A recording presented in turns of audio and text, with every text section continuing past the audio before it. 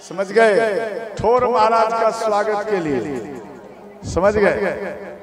अच्छा एक बात बता, कोई खैनी खाने वाले व्यक्ति अगर कह दे कि खैनी खाते समय हम खुश होकर के मुख में खैनी डालता हूं, उनको 100 रुपया इनाम देंगे।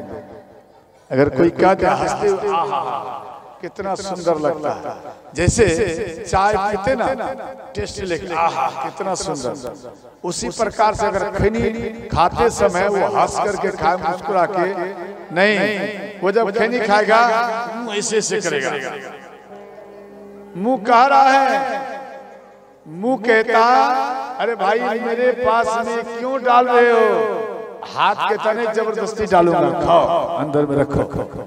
अब मुंह फिर भी मुंह का इच्छा नहीं करता मेरे मुख में डालो, आप देखना खाते समय उसका मुंह ऐसा हो जाएगा जैसे कुछ आइटम गलत ही मुख में डाल लिया, समझ गया। सोचो, लेकिन मनुष्य क्या करते, जबरदस्ती मुख में डाल खाओ, समझ गए।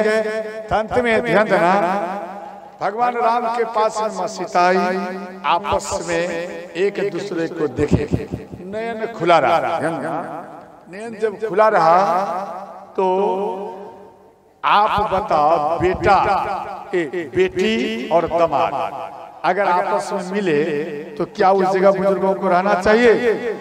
बुजुर्गों को नहीं रहना चाहिए, इसलिए बुजुर्ग चले जाते। इसी कारण से मां सीता के पूर्वज नेमी महाराज हैं, समझ गए, और वो संतों से आशीर्वाद मांगे, वर मांगे, इसलिए नेमी महाराज सबके पलकों पे ही विराजमान है श्रोता। और अंत में ध्यान देना मेरी मैया, ये जो जनक महाराज है, ये जनक महाराज नहीं है, ये दो भाई हैं, ये जनक महाराज, ये मिथिला अर्थात नेमी महाराज के शरीर को मंथन किया गया, एक बालक प्रकट हुआ, उन बालक का नाम रखा मिथिला, समझ गए, तो मिथिला नगरी कहलाए। मिथिला नगरी का बेटा एक हुआ जनक महाराज, जो कि उनको वो राजगद्दी पर बैठाए, उस राजगद्दी का नाम पड़ गया, जो भी राजा बैठे उनका भी नाम हो जाते थे जनक महाराज, समझ गए। और ये जो अभी जनक महाराज है, ये जनक महाराज नहीं है, ये दो भाई हैं, इनका नाम है शील ध्वज और कुश ध्वज, समझ गए, ध्यान देना। तो अंत में माँ सीता अपने नयन को बंद किए, भगवान राम छुप गए, माँ सीता नयन को खोले, जैसे खोली तो सामने में देखे भगवान नहीं, गिरजा माता के पास में आई, और गिरजा माता को विनय पूर्वक माँ सीता ये उनको याद करने लगी।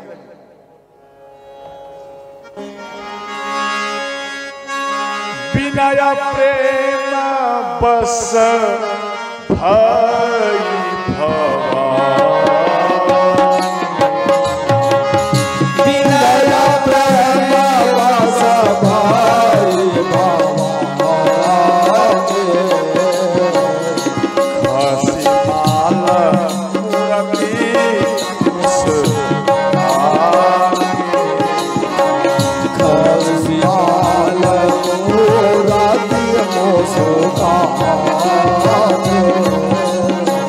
सुनो सिया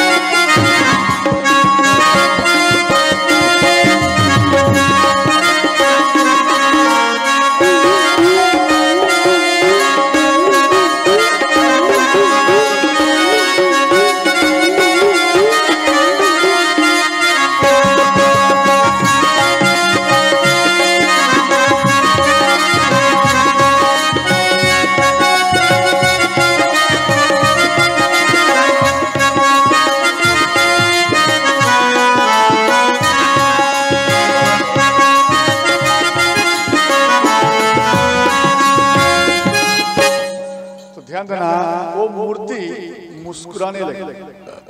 देखो कैसे मुस्कुराई। माँ सीता चरण में गिरी तो माँ गिरजा वो मुस्कुराए। वो फूल जो है, फूल जो माला अर्पण की थी माँ सीता, वो गिरजा माता माला उतार कर माँ सीता के ही गले में पहरा दिए श्रोता। और माँ सीता इन माला को जैसे इनके गले में दिए तो माँ सीता गिरजा माता के मुख को देखी। जैसे देखी तो वो मूर्ति में परिवर्तन आ गया, वो मूर्ति मुस्कुराने लगे श्रोता। समझ गए। अंत में माँ सीता मन में सोच लिया, अब भगवान हमको अवश्य मिलेंगे। सखियों के साथ महल में गई। भगवान राम पुष्प लेकर गुरु जी के पास में आए। सुबह हुआ, वहां में एक मंच का तैयारी किया गया और उस मंच में भगवान राम बैठे और सोने का मंच और सबसे ऊंचा मंच, वहां में भगवान राम बैठे। इसके बाद ध्यान देना, जब बैठे तो सब जितना भी दैत्य थे सब नीचे में। अब सब कोई सोच रहा हम धनुष तोड़ेंगे तो हम तोड़ेंगे। महाराज जनक जी अपना प्रण बताए। अंत में ध्यान देना, इतने में बानासुर आ गए। रावण बानासुर आया। रावण बानासुर उन दिन के रात में ही आकर धनुष को उठाने का प्रयत्न किया था, परंतु रावण नहीं उठा पाए। उसके बाद फॉर्मेलिटी निभाने के लिए सभा में आया, लेकिन उठाए नहीं धनुष को। वहां में आया और आकर खड़े हैं और धनुष को देख रहा है। बानासुर धनुष को प्रणाम किए और चले गए। भगवान शिव और माँ पार्वती इधर संवाद हो रहा है। माँ पार्वती कहती है, भोलेनाथ ये बानासुर इतना भयंकर आ गया, रावण आ गया, अभी आ गया है, धनुष को उठाकर तोड़ देगा। आप एक काम करिए, धनुष को बोलिए जरा वजन बढ़ा देगा। भगवान शिव बोले, देवी पार्वती हम धनुष को बोलेंगे, वो उसको बोलेगा, वो उसको बोलेगा, टाइम लग जाएगा और धनुष उठा लेगा। इससे अच्छा है हम स्वयं जाकर धनुष पर बैठ जाता। भगवान शिव आकर धनुष में बैठ गए। जैसे ही बैठ गए तो ध्यान देना, तो रावण देख लिया धनुष को और कहते हैं ये धनुष तो श्रापित है, जो इस धनुष को तोड़ेगा पहले उसका पिता मर जाएगा, उसके बाद ये दर-दर में भटकेगा। यहाँ गोस्वामी जी लिखे हैं,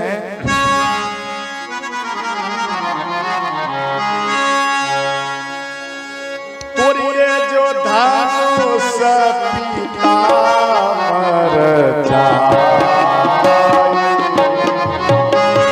तोरी है धनुष जे पिता मर जाए, नारी सहित पंक्ति जाए, नारी सहित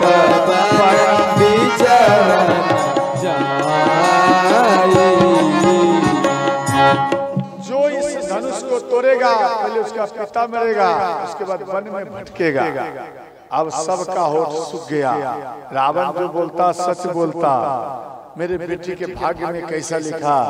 अंत में ध्यान देना, श्री लंकापति रावण वहां में सबको देखे तो राम को भी देखे।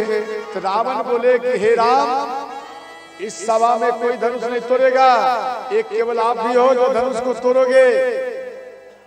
आप इधर जब जान गया रावण कि राम ही धनुष तोड़ेगा, तो राम से रावण मन में से बात करने लगे। मन में से रावण हाथ जोड़कर बोले भगवान राम को कि प्रभु, आप और मां सीता जब आप दोनों का विवाह हो जाएगा तो आपसे निवेदन है, आप एक बार लंका में अवश्य आइए, आपका स्वागत है।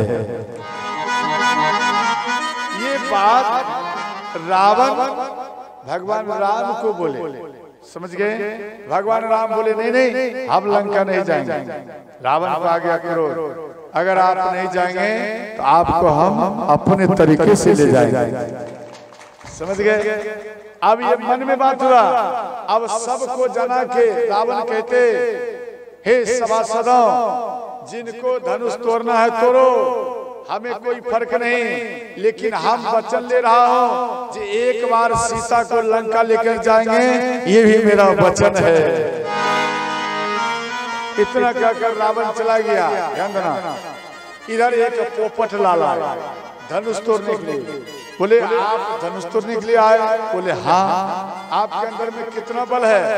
बोले मेरे बल में, मेरे शरीर के अंदर में तो बहुत बल है। कितना है? अपार बल है। बोले अच्छा जरा वर्णन करके बताओ। बोले देखो सुन लो, मेरे पास में इतना बल है जितना सभा में बैठे हुए हो किसी के पास में उतना बल हो ही नहीं सकता। यहाँ कहते हैं बता, नौ घुसा में पापर तोड़ा, बलि रे मैं हूँ बलवंता। नौ घुसा में पापर तोड़ा, बलि रे मैं हूँ बलवंता। पापर कैसा मैं समझे? छका हुआ तेल से। क्या करें? कोई पापर कैसा? कच्चा नहीं। वो इतना हम कमजोर नहीं है पहलवान, हम बहुत बड़ा बढ़िया है, लेकिन छका हुआ होना चाहिए, कहीं कच्चा नहीं होना चाहिए। कच्चा रहेगा तो हम जानकर नहीं तोड़ते हैं, क्यों? उसमें कम बल लगता है। और जो छका हुआ पूर्ण तरीका से रहता है उसको हम 9 घुसा में उसको तोड़ देते हैं। सोच कैसा बलिष्ठ है। लेकिन हमको ऐसा लग रहा है कि आप लोगों में कोई छका हुआ भी नहीं तोड़ पाएंगे। क्यों? करताल नहीं बजा पाते, धीरे धीरे धीरे बजाते। क्या आप तोड़ेंगे? आप नहीं तोड़ पाओगे। अगर इस बीच में पापर अगर दे दिया जाए तो पापर भी आराम से बीच में रहेगा सुरक्षित, लेकिन वो टूट नहीं पाएगा। अरे ऐसा बजाओ जो कि पापर को चटनी बनना पड़ जाए। नौ घुसा में पापर तोड़ा, बलि रे मैं हूँ बलवंता। नौ घुसा में पापर तोड़ा, बलि रे मैं हूँ बलवंता।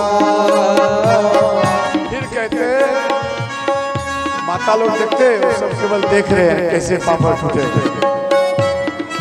फिर कहने लगे और क्या बल है बता? दूसरा बताओ तो हाँ,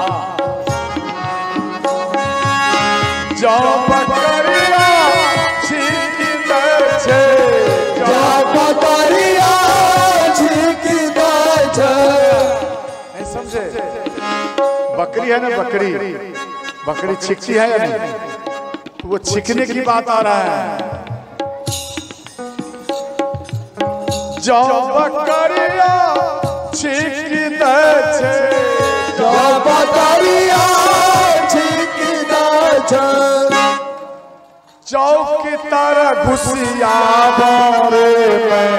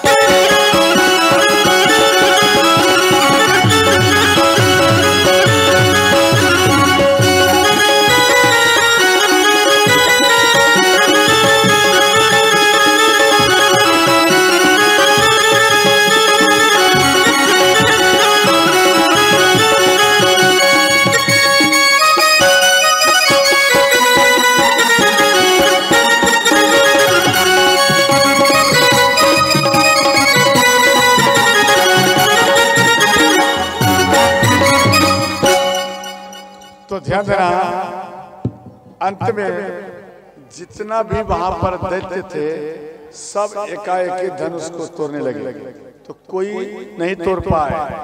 अंत में एक बार सब भिड़े, फिर भी धनुष को नहीं टचका सके।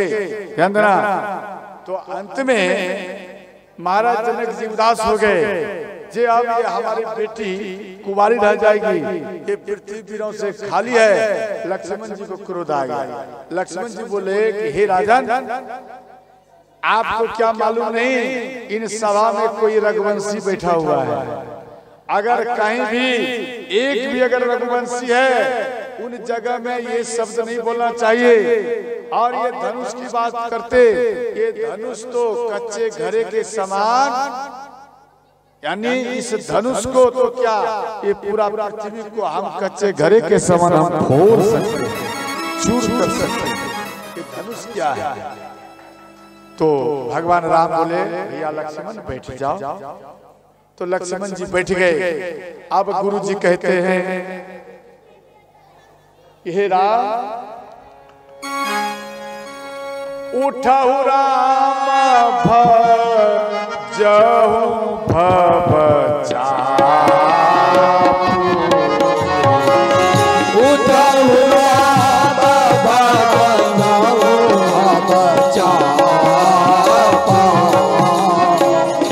हे राम, अब आप उठिए, जनक महाराज के शोक का हरण करिए। उठहु राम भजहु भव चापु, उठहु राम भजहु भव चापु। मिटहु तात जनक परिताप, मिटहु तात जनक परिताप। सुनि गुरु वचन चरण सिर नावा, सुनि गुरु वचन चरण सिर नावा। हरष विषाद कछुर आवा, हर्ष विषादन कछुर आवा। हर हर महादेव।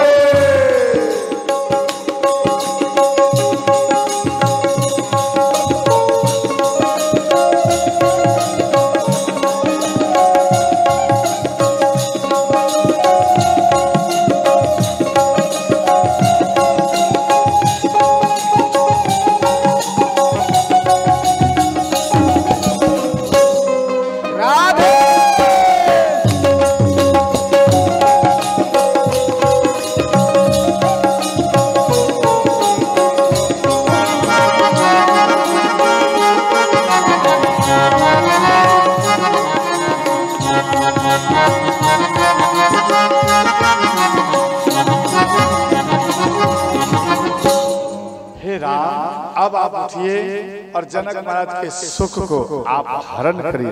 भगवान राम उठे, गुरु जी के चरण में प्रणाम किए और जितना भी ग्रामवासी थे सबको प्रणाम किए। भगवान राम जैसे ही आगे बढ़े, जिनके रही भावना जैसी, प्रभु मूरति देखी तिन तई। राम सिया राम जय जय राम। राम सिया राम जय जय। जिनके रही भावना जैसी, प्रभु मूरत देखी तिन तैसी। मंगल भवन ओ मंगल हारी, उमा सही राम सिया राम जय जय राम। राम सिया राम जय जय राम। अंत में भगवान राम धनुष के पास में आए। धनुष के पास में प्रणाम कर 108 बार चक्कर लगाए। समझे क्यों? भगवान शिव बैठे हुए, समझ गए? भगवान शिव का परिक्रमा किए। भगवान राम 108 बार, और सब व्यक्ति ये सोच रहे हैं कि ये धनुष का ही परिक्रमा कर रहे हैं। भगवान शिव बोले, हे प्रभु श्री राम, अब आपका काम यहाँ पे, अब हमारा यहाँ काम नहीं, अब हम कैलाश की ओर चलते हैं। भगवान शिव चले गए। भगवान श्री राम उन धनुष को प्रणाम किए और धनुष को उठाए। बोलो सच्चे दरबार की जय हो। ध्यान देना। तो भगवान राम जैसे ही धनुष को उठाए, सब कोई देखे, और धनुष को जब तोड़े तो कोई नहीं देखा, यानी किसी का नैन खुला नहीं था। जैसे बिजली छटकता तो क्या नैन खुला रहता, वो बंद हो जाता, उसी प्रकार से नैन बंद हो गया और धनुष टूट गया। और जैसे धनुष को रखे उसके बाद सबका नैन खुल गया। अब ध्यान देना, माँ सीता अपने सखियों के साथ में आई और भगवान राम को माँ सीता माला पहरा रही है। ध्यान देना, माँ सीता है 12 वर्ष की और भगवान राम है 21 वर्ष की, तो अंतर तो होगा ही, नहीं होगा।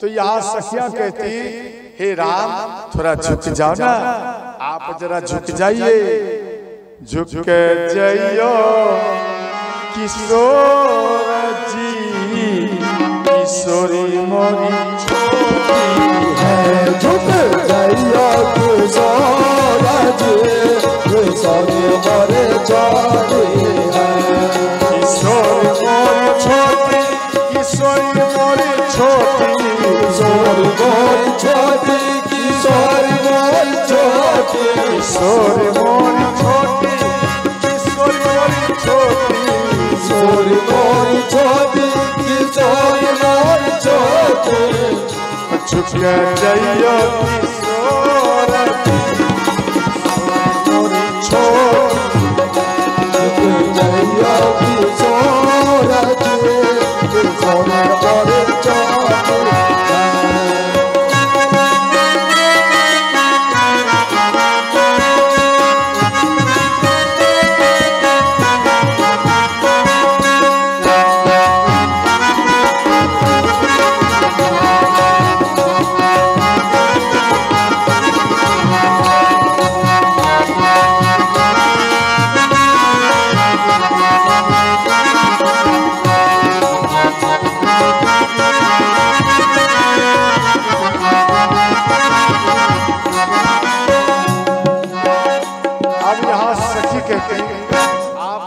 जाइए। तो भगवान राम झुकने के लिए जा रहे हैं। लक्ष्मण जी कहते भैया सावधान, सीधा हो जाइए, हम रघुवंशी हैं, अन्य स्त्रियों के सामने नहीं झुकते, सीधा हो जाइए। भगवान राम फिर सीधा हो जाए। इस तरह मजाक चलते रहे।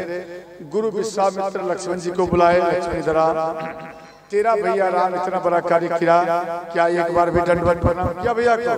बोले नहीं। जा, मेरा आदेश है, भैया राम के चरण में जाकर दंडवत प्रणाम करो, जब तक तेरे भैया ना उठावे तब तक चरण को मत छोड़ो। गुरु जी की पालन करना पड़े, गुरु जी की बात को तो पालन करना पड़े। तो लक्ष्मण जी गए, भैया राम के चरण में झुक गए और भैया राम करें, भैया क्या बात, खड़े हो जा। बोले नहीं भैया, जब तक नहीं उठाओगे हम नहीं उठेंगे। भगवान राम समझ गए। मुस्कुराते हुए भगवान राम जैसे ही झुके भैया लक्ष्मण को उठाने के लिए, और माँ सीता तुरंत माला को पहरा दी। सीताराम भगवान की जय हो। तो माला पहरा दिए। बोले भैया तेरे कारण हमारा हार हुआ। उसके बाद माँ सीता भी माला को पहराए, भगवान राम भी माला पहराए। अंत में ध्यान देना, धनुष के टंकार से परशुराम भगवान आए। परशुराम भगवान भी ध्यान देना भगवान का दर्शन कर पुनः वापस चले गए। और इसके बाद पत्री को भेजा गया, पत्री लिखकर भेजा गया अयोध्या। अयोध्या में सब कोई प्रसन्न हो गए और बाराती में सजाए। ध्यान देना, बाराती में दूल्हा दुल्हन चाहिए, दूल्हा तो चाहिए ना बाराती में। अगर आप बाराती जा रहे हैं, अगर कोई कह दे या कोई जान जाए कि ये जो बाराती जा रहा है बिना दूल्हे राजा का, तो क्या मान आपका रहेगा? अब सब कोई मन में सोचे भाई बाराती जाएगा तो दूल्हा तो चाहिए, कोई कुछ देगा, यहाँ गड़बड़ हो जाएगा। तो भरत और शत्रुघ्न को दूल्हा बनाया। और उनको सजा कर रथ पर बिठाए। करोड़ों अपार संख्या में महाराज दशरथ जी बारात में जा रहे हैं और इनके अंदर में अभिमान आ गया, अरे इतना अपार संख्या में बाराती है, महाराज जनक जी मेरे बारातियों को नहीं संभाल पाएगा, नहीं भोजन पवा पाएगा। कहते ना महाराज दशरथ जी को अभिमान आ गया। माँ सीता मन में सोची कि मेरे दरबार में कोई अभिमानी व्यक्ति नहीं आवे, पहले हम उसका अभिमान को चूर करते हैं। भगवान शिव का भी यही इच्छा है, कोई भी जल चढ़ाने के लिए आवे, अगर अभिमान के साथ आएगा उसका जल हम स्वीकार नहीं करेंगे, उसका अभिमान को हम चूर कर देंगे। महाराज दशरथ जी को अभिमान आया। रास्ते में एक साधु बाबा यज्ञ किए थे, थोड़ा सा दही चूड़ा बच गया था, थोड़ा सा बच गया और माँ सीता उनके शरीर में प्रवेश कर गई। ध्यान देना, साधु बाबा के शरीर में प्रवेश कर गए।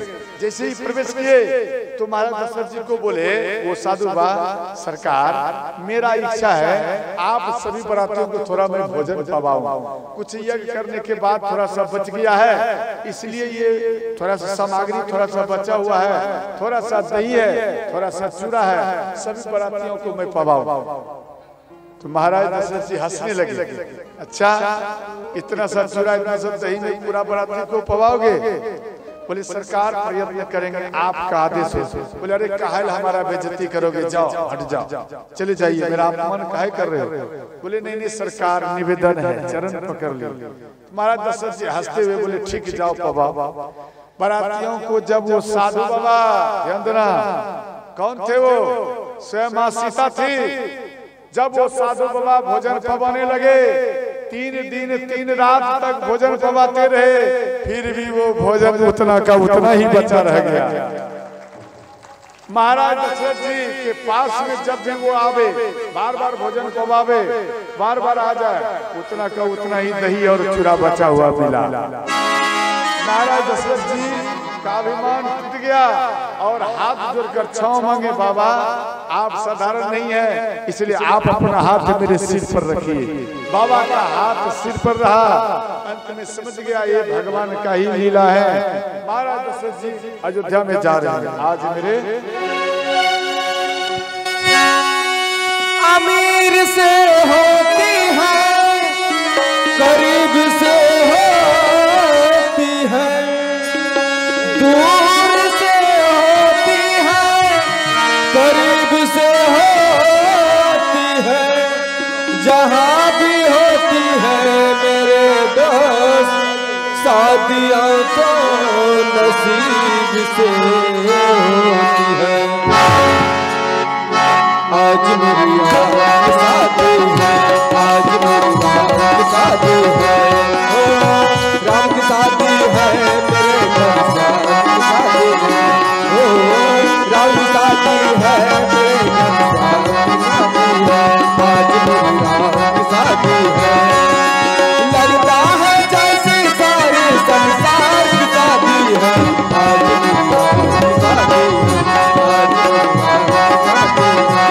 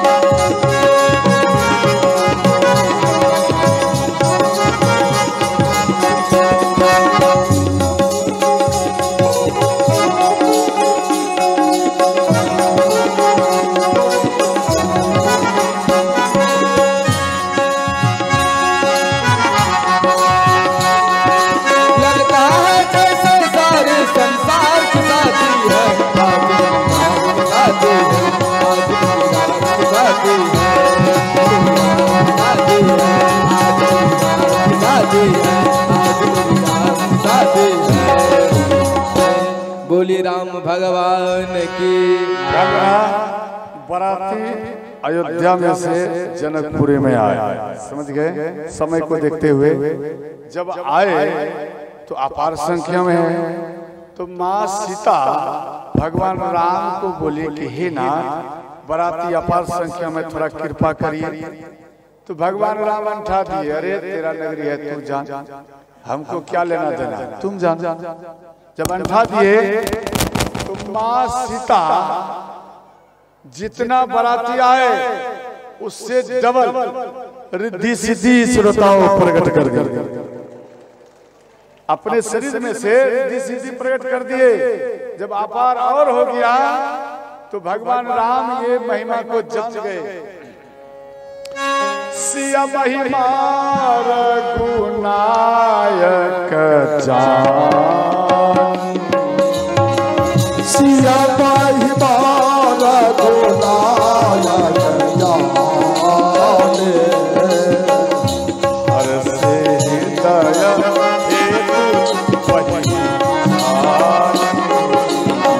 हर से दया है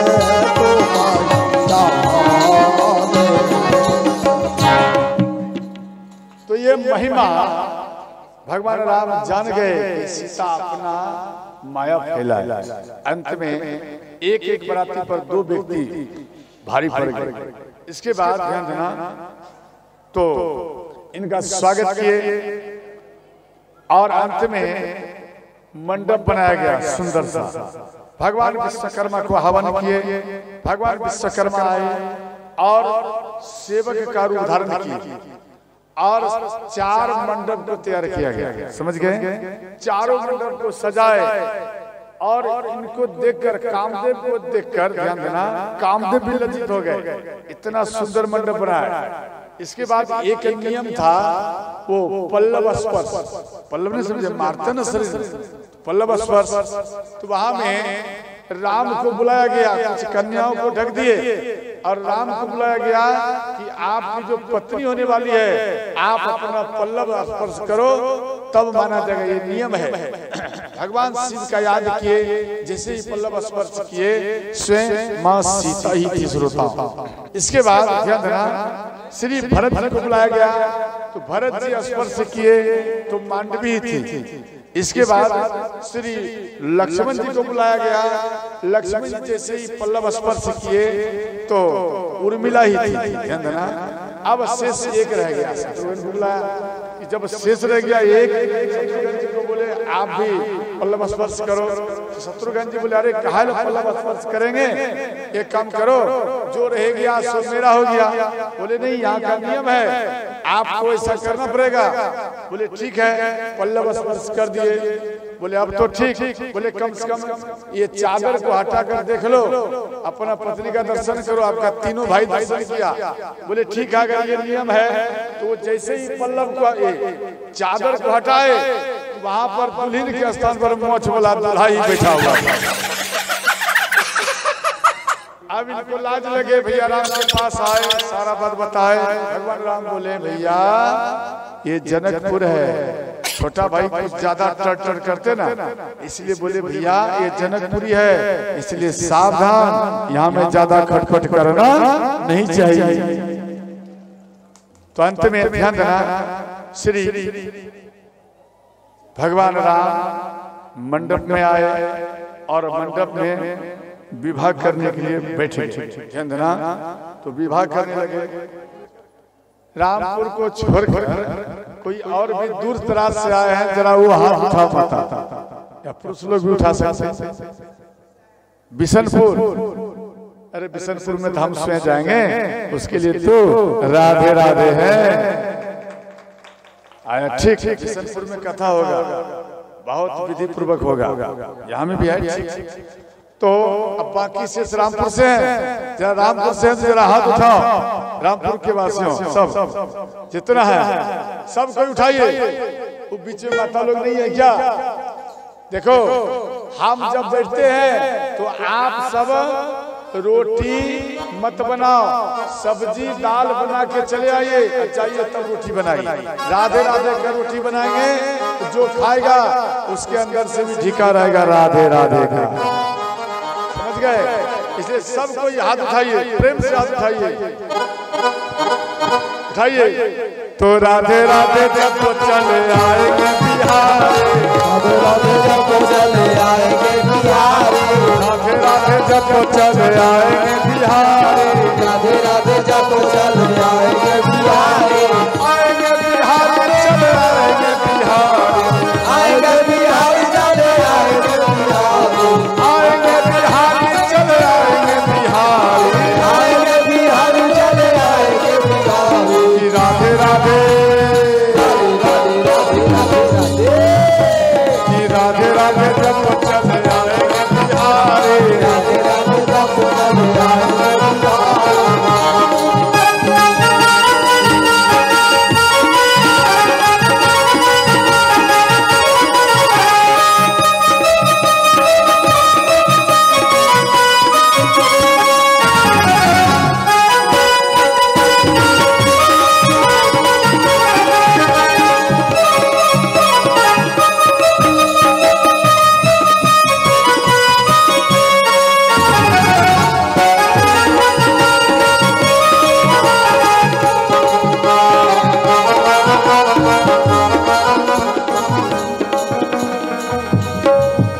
देखो ध्यान देना, राधा रानी रोटी तो दाल है बिहारी, राधा रानी रोटी तो दाल बिहारी, नहीं समझे?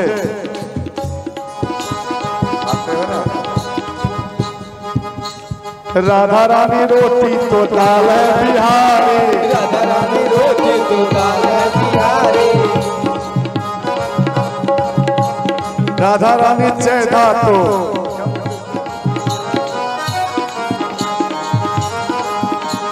राधा रानी जयपुर तो रामपुर है बिहारी, राधा रानी जयपुर तो रामपुर है बिहार, रोटी दाल खाते मीठा भी लगता, बोलो ना हाँ या नहीं? राधा रानी मिश्री तो स्वाद है बिहारी, राधा रानी मिश्री तो स्वाद बिहारी, राधा रानी मिश्री तो स्वाद है बिहारी, राधा रानी मिश्री तो स्वाद बिहारी, राधा रानी तन है तो प्राण है बिहारी, राधा रानी तन है तो प्राण बिहारी, राधा रानी तन है तो प्राण है बिहारी, राधा रानी तन है तो प्राण बिहारी। कि राधे राधे राधे राधे राधे राधे कि राधे राधे जब तो चले आएंगे बिहारी, राधे राधे जब तो चले आएंगे बिहारी,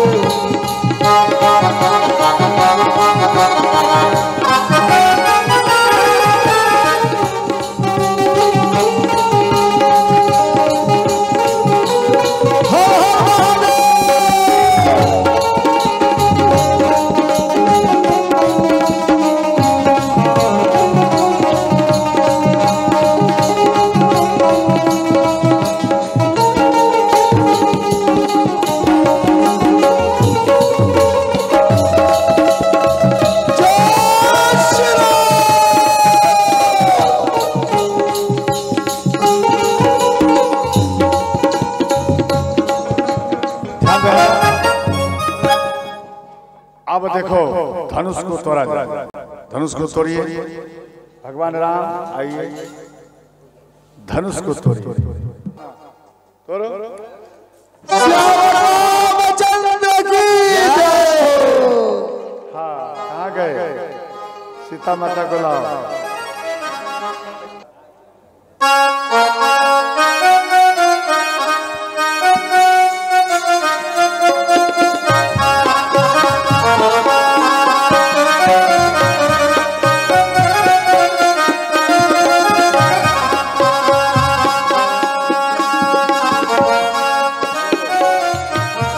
लक्ष्मण जी कहाँ है?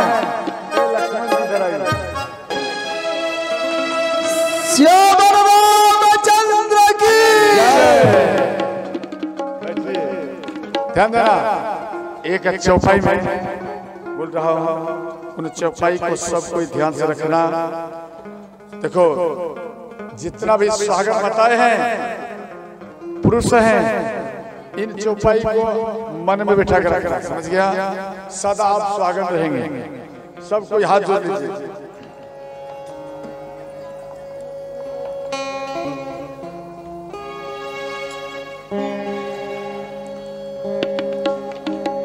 राम सिया सिर सिंदूर देहि,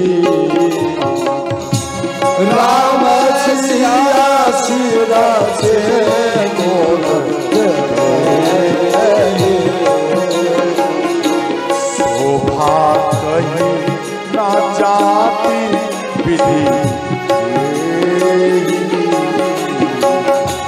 शोभा कही न जात विधि देहि,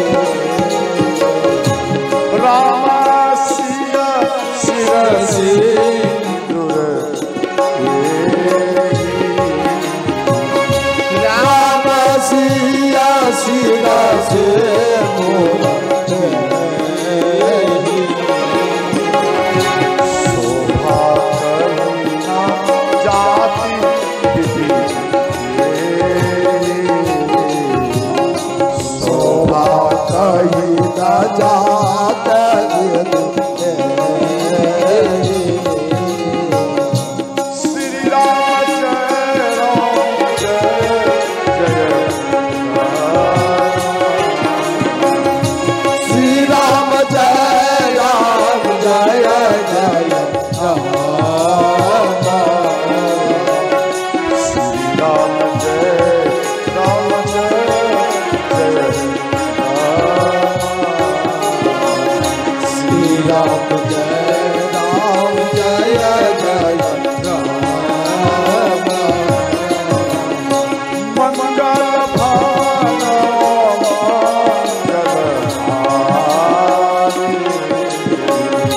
मंगल भवन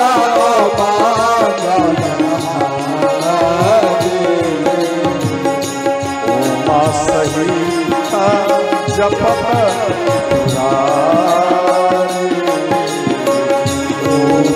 सहित जपत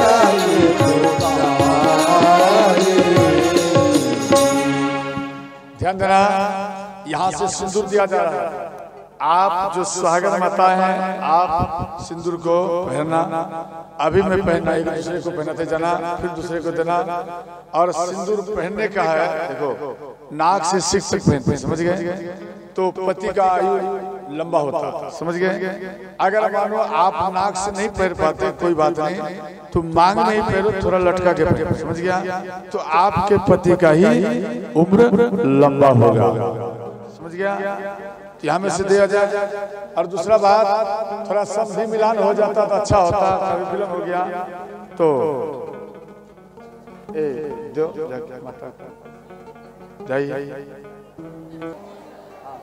Thank you.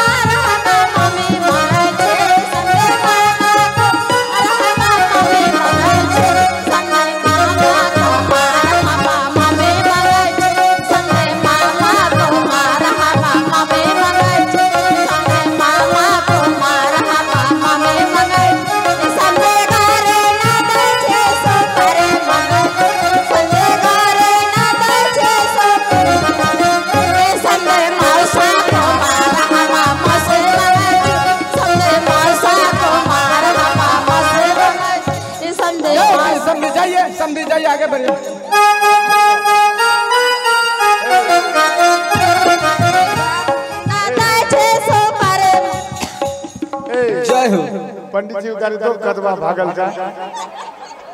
क्या बोलते, कदवा भागल जाए, कदवा लटकल जाए। तो गाड़ी दो, नहीं जानते हैं? अरे ठाकुर को भी गाड़ी दो, ठाकुर देखते तो ठाकुर तो न जाना पुरत भवना बकालो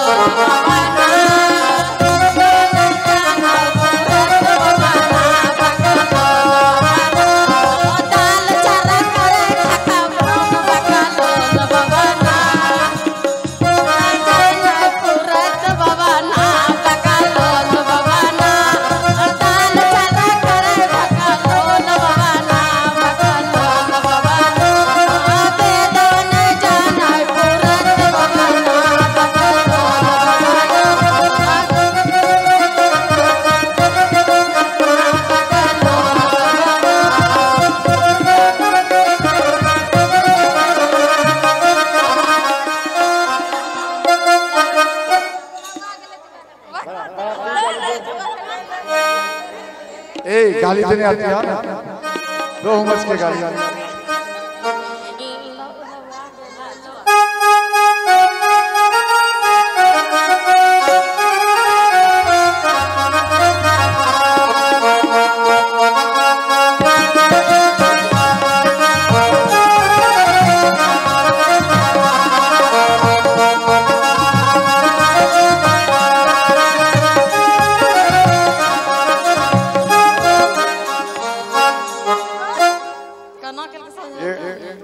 आप लोग नहीं जानते हैं, अब विवाह में इतना हिला लेते हैं कि बाराती फैल। चलो अच्छा है। चिला बना के ने देव बाबा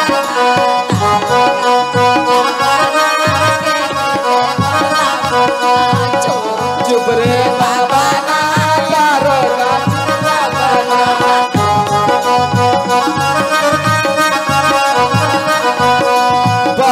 बेच रे बाबा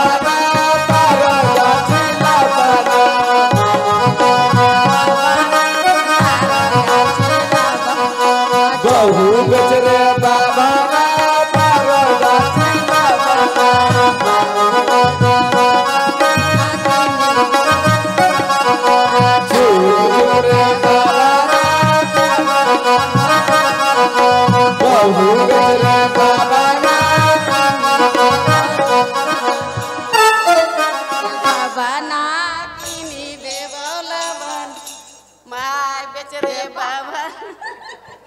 फुआ बेच रे बाबा ना कहने दे बौला बना। फुआ बेच रे बाबा ना कहने दे बौला बना। मामी बेच रे बाबा ना कहने दे बौला बना। मौसी बेच रे बाबा ना कहने दे बौला बना।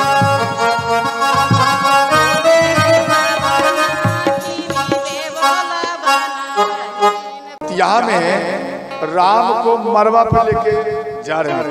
कहते हैं राम जरा मरवा में चलिए आप। तो चारों भाई जा रहे थे मरवा में।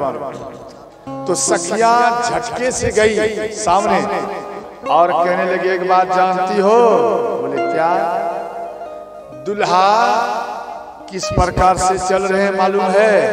बोले बता तो सही कैसे चल रही है। यहाँ कहते हैं धीरे धीरे दुल्हा चलैया के ना सखिए। धीरे धीरे दुल्हा चलैया को ना सखिए। धीरे धीरे दुल्हा चलैया को ना सखिए। धीरे धीरे दुल्हा चलैया को ना। सखी बोली अरे कैसे चलते बोलो तो सही। जैसे कोलू में पहला चलैया के। जैसे कोलू में पहला चलैया के। जैसे कोलू में पहला चलैया के। जैसे कोलू में पहला चलैया के।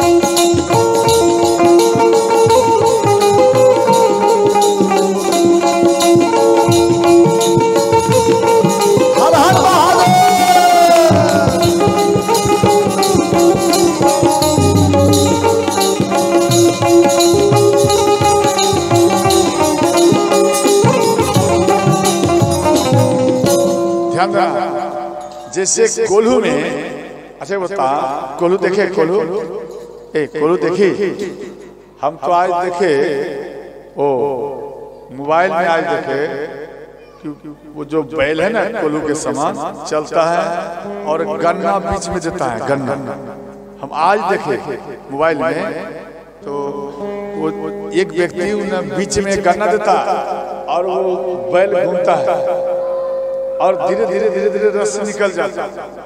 अभी तो मशीन चल गया, हम तो ये देखे लेकिन वो नहीं देखे थे, आज पहली बार देखे। उसी प्रकार का कोल्हू होता था, कोल्हू जैसे सरसों फेरा जाए उसी प्रकार का पहले कोल्हू होता था, तो उसमें बैल को जोता जाता था, इसलिए यहाँ पर बोले ये कोल्हू का बैल है।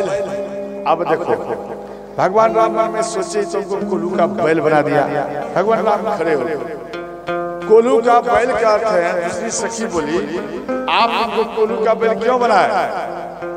बोले आपको मालूम नहीं 84 लाख जीवों को ये पेरते रहते हैं, समझे? पेरते हैं 84 लाख जीवों को ये पेरते रहते हैं, उसी का ये बैल है, उसी कोल्हू का ये बैल है। भगवान राम खड़े हो गए, अरे तुमको कोल्हू का बैल बना दिया, खड़े हो गए। फिर सखी बोली एक बात बताऊं सखी, ये ठार जो दूल्हा है ठार कैसा लग रहे हैं? दूसरी सखी बोले बता तो सही कैसा लग रहे हैं? आंगन में ठार दुल्हा शोभैया के सखिए, आंगन में ठार दुल्हा शोभैया सखिए, आंगन में ठार दुल्हा शोभैया के सखिए, आंगन में ठार दुल्हा शोभैया के। बोले कैसा शोभ रहा है? जैसे घरवा में खूंटा लागल यतना, जैसे घरवा में खूंटा लागल यतना,